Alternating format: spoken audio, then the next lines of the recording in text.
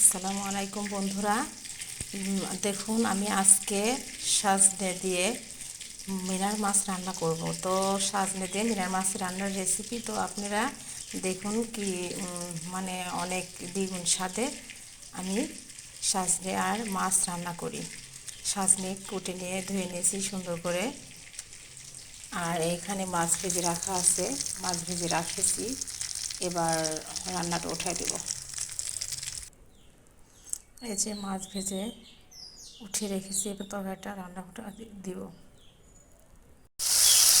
আর সাজনে মাছের রান্নাটা শেষ করার জন্য বা শুরু করার জন্য দেখুন আমরা কাঁচামরিচ, 4-5টা লঙ্কা, কাঁচামরিচ কেটে নিচ্ছি এবং মরিচের গুঁড়া, হলুদের গুঁড়া, পেঁয়াজ কুচি করে রাখা ছিল, হলুদ, আদা বাটা, জিরা বাটা, রসুন বাটা সবগুলো উপকরণ একসাথে মিক্স করে লবণ যত পরিমাণ স্বাদ মতো খেতে চান সেই সমান পরিমতভাবে দিয়ে দিবেন। দিয়ে আমরা দিয়ে দিচ্ছি। তো রান্নাটা দেখুন যখন তেল উপরে উঠবে, ভেসে উঠবে, তখন আমরা রান্নাটা সবজিটা দিয়ে দিব বা সাজনিটা দিয়ে দিব। সাজনিটা দিয়ে দিচ্ছি, কিছুক্ষণ ভেজে রাখবো এবং পরিমাণ মতো পানি দিয়ে নেব। ভিউয়ার্স, দেখুন আমার সাজনিটা আজানো হয়ে গেছে। এবার পানি দিয়ে দিচ্ছি পরিমাণ মতো। আপনারা যে যেমন পানি খেতে চান বা তরকারি ঝোল রাখতে চান তেমন দিবেন। আমি বেশি ঝোল রাখবো না, ঝোলটা মারিয়ে ফেলবো জাল দিয়ে, তখন মাছটা ঢেলে দিব।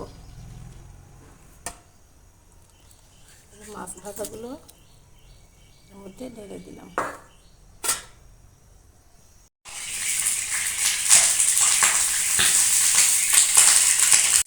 ভিউয়ার্স, দেখুন আমার সাজনে দিয়ে মাছ রান্না করা হয়ে গেছে।